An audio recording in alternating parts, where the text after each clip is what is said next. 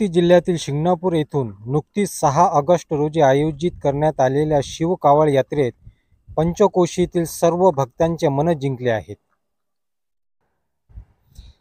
12 किलोमीटरच्या या धाराशिव यात्रेत शिस्तीचे, भक्तीचे व उत्साहाचे दर्शन झाले. 6 ऑगस्ट रोजी शिंगणापूर येथून आशिष बेथरिया व त्यांच्या मित्रमंडळींनी आयोजित केलेल्या या भव्य दिव्य कावड यात्रेला पंचकोशीतील शिवभक्तांनी उत्स्फूर्त प्रतिसाद दिला.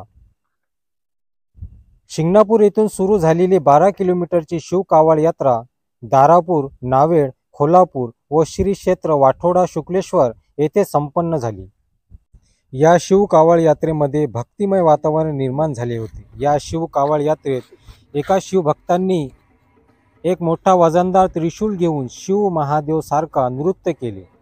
त्या नृत्याने पंचकोशीतील सर्व शिवभक्तांचे लक्ष आकर्षित केले होते.